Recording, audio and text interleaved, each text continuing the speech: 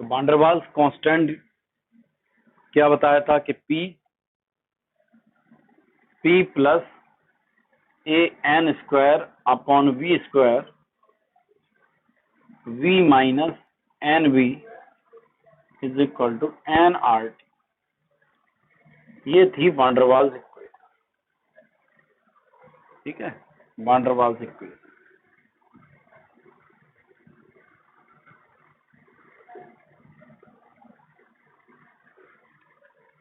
इस वान der Waals equation में जो ए एंड वी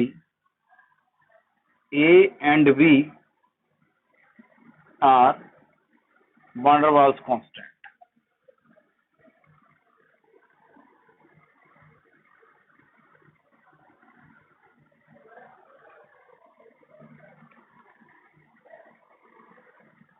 इसमें से जो ए है ये फोर्स ऑफ अट्रैक्शन को इंडिकेट करता है,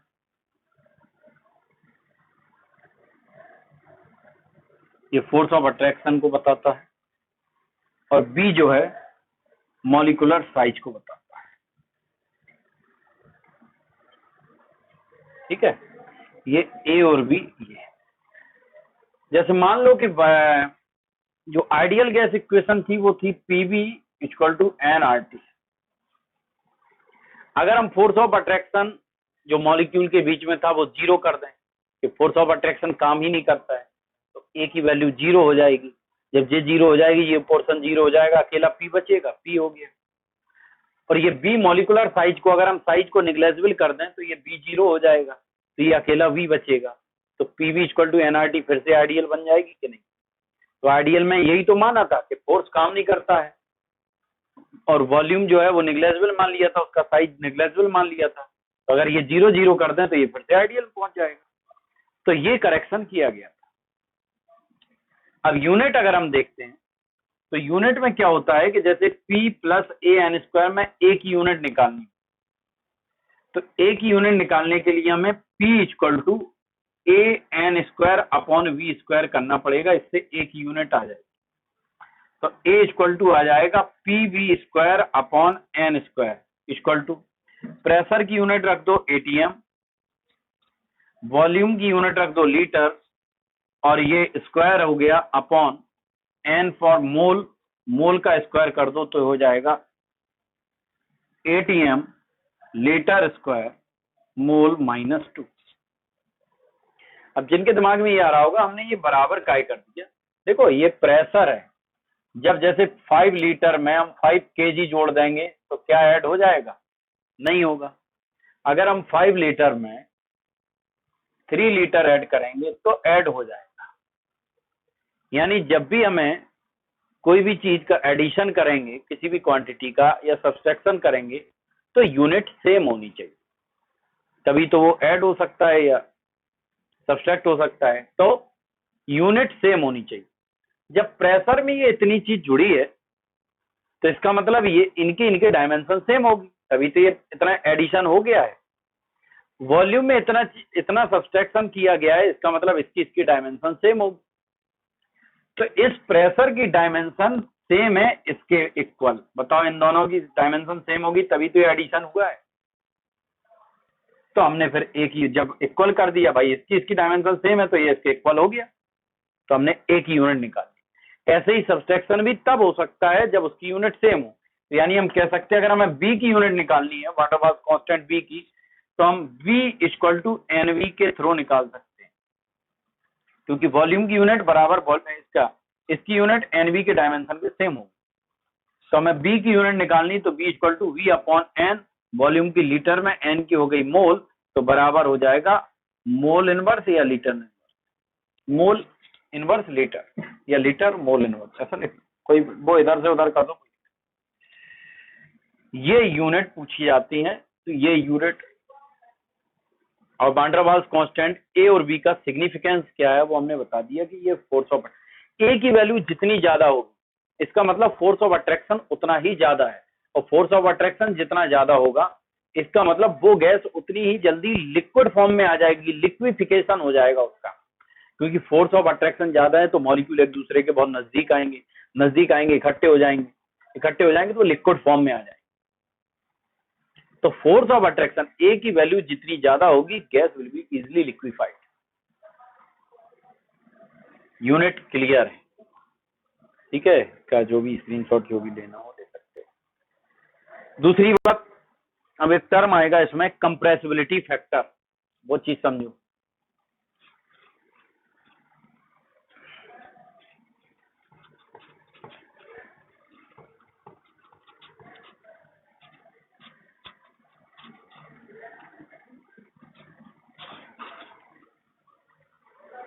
कंप्रेसिबिलिटी फैक्टर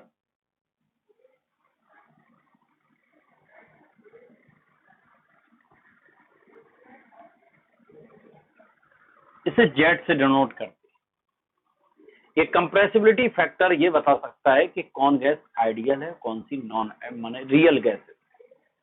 जेड ये बता देता है कौन सी आइडियल है, कौन सी रियल है। तो देखो, जो आइडियल गैस होती है,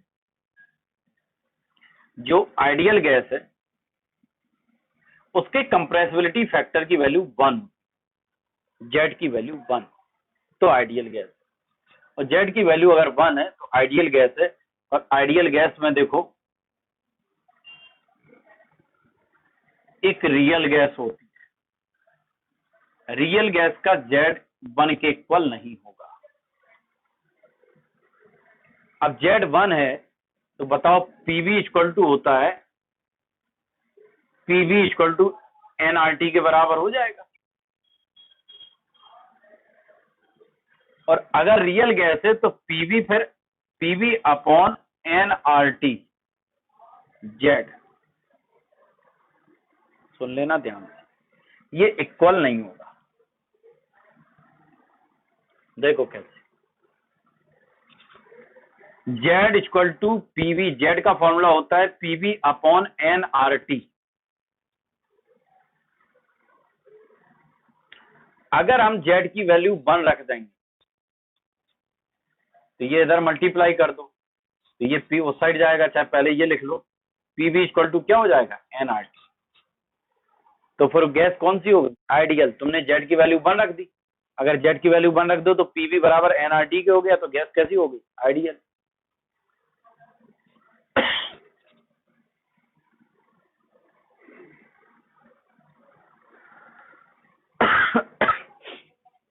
अगर जेड की वैल्यू 1 से ज्यादा है या 1 से कम है तो वो रियल गैसेस में आएगा।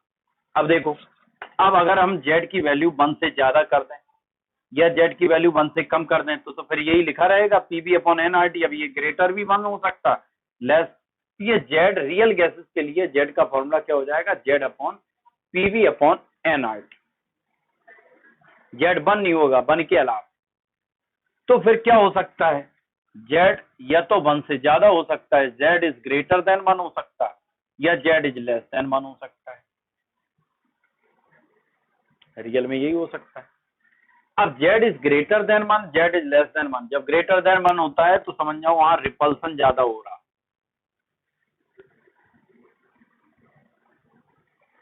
रिपल्सन डोमिनेट का काम करेगा। और अगर जेड इज लेस देन 1 है तो वहां अट्रैक्शन डोमिनेट होगा एज कंपेयर टू रिपल्सन। इसका मतलब ये हुआ कि जो कंप्रेसिबिलिटी फैक्टर है Z, Z equal to formula क्या है, पीवी अपॉन एनआरटी। ये आइडियल के लिए है कि रियल के लिए, ये रियल के लिए, रियल गैसेस के लिए है। क्यों भाई, आइडियल होता तो जेड 1 तो पीवी इक्वल टू एनआरटी हो जाता। तो जेड 1 से ज्यादा या 1 से कम तो जेड को जेड लिख दिया हमने, पीवी अपॉन एनआरटी, तो रियल गैसेस। जब किसी वॉल्यूम में मोल का डिवाइड कर दो तो उसे मोलर वॉल्यूम कहते हैं, वीएम, यानी मोलर वॉल्यूम। वॉल्यूम में मोल का डिवाइड कर दो तो उसे बोलते हैं मोलर वॉल्यूम। तो यहां वॉल्यूम में मोल का डिवाइड कर दें तो इसे हम पी वी एम लिख सकते अपॉन आर टी बचा, क्योंकि मोल तो वी में चला गया, तो मोलर वॉल्यूम हो गया। ये मोलर वॉल्यूम किस गैस का है, रियल, तो आर और लिख दिया ऊपर हमने। इससे समझ जाना ये रियल की बात। अब अगर हम बात करें आइडियल गैस की, इधर से उठा के इधर की, अब हम बात कर रहे हैं अगर आइडियल गैस का फॉर्मूला क्या होता है। आइडियल गैस में पीवी इक्वल टू एनआरटी हो गया था, क्योंकि जेड की वैल्यू हो गई थी 1, तो पीवी इक्वल टू एनआरटी। अब अगर हम देख रहे हैं इसमें V अपॉन एन ले लिया, बराबर ये क्या हो जाएगा, आरटी अपॉन पी लिख सकते, और V अपॉन एन को मोलर वॉल्यूम बोलते हैं, तो ये मोलर वॉल्यूम हो गया अपॉन आरटी अपॉन पी लिख सकते। बट ये मोलर वॉल्यूम किस गैस का है, आइडियल का। ये आइडियल गैस की बात कर रहे हैं, तो ये मोलर वॉल्यूम आइडियल का होगा, आई लगा दिया। अब इसे इक्वेशन फर्स्ट मान लें, इसे इक्वेशन सेकंड। तो अगर हम बात करें equation first and second, from equation first and second, बताओ क्या लिखा था, Z equal to P V M, ये रियल के लिए, अपॉन आर टी, यही था। और P अपॉन आर टी की वैल्यू ये निकल आई, आर टी अपॉन पी, और वो है उधर P अपॉन आर टी। इसकी जगह पे हम Vm आइडियल 1 अपॉन इतने की जगह पर Z बराबर 1 अपॉन Vm रख सकते आइडियल, और पहले से Vm रियल के लिए दिया है, तो Z बराबर हो जाएगा molar volume of real upon molar volume of ideal. तो अगर हम कंप्रेसिबिलिटी फैक्टर को एक्सप्लेन भी करें तो हम ऐसा लिख सकते हैं कि the compressibility factor is the ratio of molar volume of real gases over molar volume of ideal gases. इन दोनों के मोलर वॉल्यूम के रेशियो को हम कंप्रेसिबिलिटी फैक्टर Z कहते हैं। Z हमें ये बताता है कि कोई गैस आइडियल है कि कोई गैस रियल है। अगर Z की वैल्यू 1 होती है तो वो गैस आइडियल है। If the Z is greater than 1 and less than 1, then the gas will be real gas. ठीक, ग्राफिकली अगर हम रिप्रेजेंट करें, इसका स्क्रीनशॉट लो, जो भी करना करो।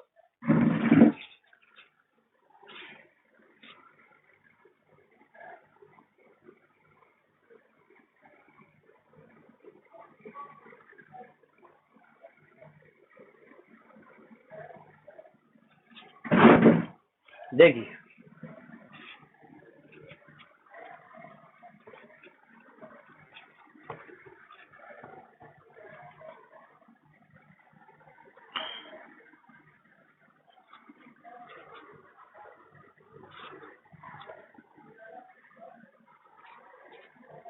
ग्राफ में अगर हम कंप्रेसिबिलिटी फैक्टर Z और प्रेशर के बीच अगर हम ग्राफ है, तो मान लो यहाँ 0 से स्टार्ट हो रहा, फिर 0.5, फिर यहाँ कर दिया 1.0, फिर 1.5, फिर 2.0। ये वैल्यू क्या है, 1। अगर इस पे पॉइंट पे अगर कोई गैस आती है तो Z अगर 1 है, Z की वैल्यू 1 है, तो वो गैस कौन सी है, आइडियल है। Z अगर 1 है तो वो गैस कौन सी है, आइडियल है। तो if Z is equal to the 1, then the gas will be ideal. ठीक है, वो आइडियल गैस हो। अगर Z, ये देखो 1 से बड़ा है, Z इज ग्रेटर देन 1 या Z इज लेस देन 1, तो ये रियल गैसेस हो। जो इस लाइन से हटके जाएंगी वो रियल गैसेस हैं। जैसे कुछ गैसेस हैं, जैसे हाइड्रोजन है, हाइड्रोजन है, हीलियम गैसेस है, नाइट्रोजन है, मीथेन गैस है, CO2 है। तो इसमें तुम देख रहे हैं इनका ग्राफ जो है, हाइड्रोजन और हीलियम का तो हमेशा इसी एरिया में है। हाइड्रोजन और हीलियम का तो हमेशा देखो Z इज ग्रेटर देन 1 वाले एरिया में, यहां से। लेकिन नाइट्रोजन, CH4 या CO2 थोड़ा पहले इस Z लेस देन 1 वाले में आते, फिर इसके बाद ऊपर जा रहे, जबकि हाइड्रोजन और हीलियम ये इसी एरिया।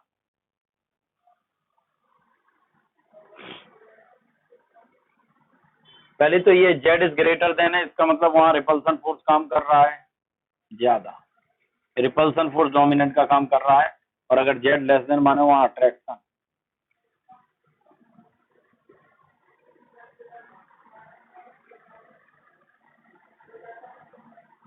तो ये प्रूव करें कि हाइड्रोजन हीलियम हमेशा सीधा इस एरिया में Z is greater than one वाला। ये हम लोग कैसे प्रूव कर सकते हैं वो चीज समझें थोड़ा। तो इस टाइप से हम लोग ग्राफ बना सकते हैं कि जेड अगर वन पे जा रहा है तो वो आइडियल है, Z is greater than one है, वो रियल है। हाइड्रोजन हीलियम का हमेशा Z is greater than one रहता है, और ये इधर से इधर जाके फिर ऊपर क्यों चले जाते।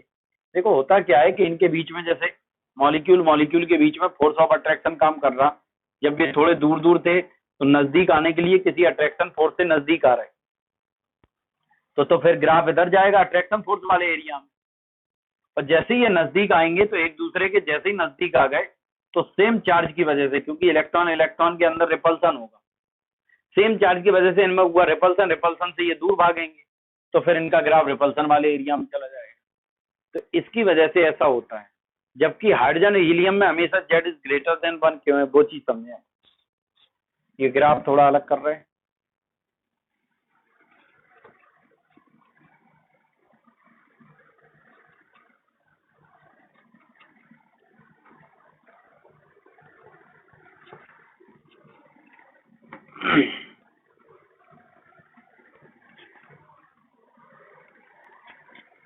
देखो जैसे हम प्रूव करें कि hydrogen hydrogen and helium, hydrogen and helium ये नॉर्मल बिहेवियर दिखाते हैं, इनका Z is greater than one ही क्यों रहता है, अब नॉर्मल बिहेवियर दिखाते हैं। क्योंकि हाइड्रोजन एच और एच के बीच में सेम बॉन्ड है, कोवलेंट बॉन्ड से इलेक्ट्रोनेगेटिविटी सेम, तो ये पोलर नहीं है, ये बॉन्ड कैसा है, नॉन पोलर, आयनिक बॉन्ड नहीं है। जैसे मान लो H पे प्लस Cl पे माइनस, तो यहाँ अट्रैक्शन फोर्स काम करेगा एक दूसरे के नजदीक आके। ये तो मॉलिक्यूल के भी नॉन पोलर मॉलिक्यूल है, तो इसका फोर्स ऑफ अट्रैक्शन क्या होगा, ए की वैल्यू जीरो हो जाएगी। यही तो फोर्स ऑफ अट्रैक्शन को इंडिकेट करता था, ए की वैल्यू हो गई जीरो, नॉन पोलर है। अब वान डेर वाल्स इक्वेशन क्या थी, P plus A N square upon V square V minus N B equal to N R T. अगर हम फॉर वन मोल निकाल लें, फॉर वन मोल के लिए क्या है, तो एन एन की वैल्यू जहां एन दिखाई दे रहा वहां वन रख दो, तो P plus A upon V square V minus V equal to R T, ये वन मोल के लिए हो गया। अब इस इक्वेशन में ये बताओ कि ए की वैल्यू रखनी है जीरो, तो जब ए जीरो हो जाएगा तो ये टर्म पूरा जीरो हो जाएगा, तो P plus zero upon V square V minus V equal to हो जाएगा आर टी।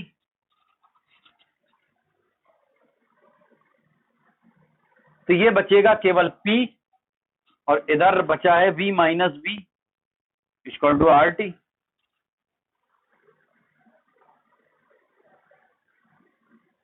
ये क्या हो जाएगा, PV minus PV equal to R T.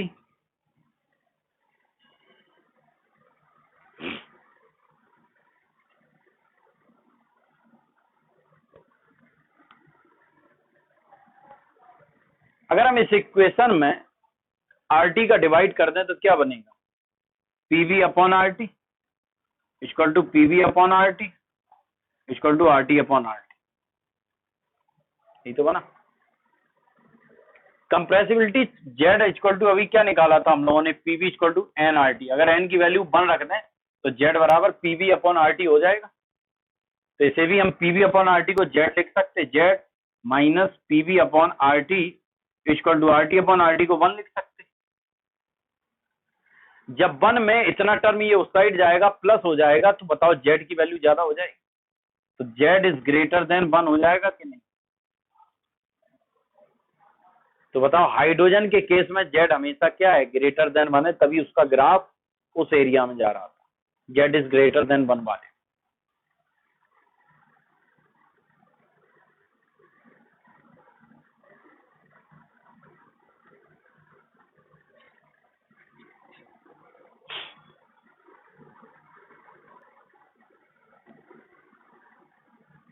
अगर यही वैन डर वाल्स इक्वेशन कभी कभी कंपटीशन में हाई प्रेशर और लो प्रेशर पे भी पूछ ली जाती है, हम कहें कि हाई प्रेशर पे वैन डर वाल्स इक्वेशन बताइए।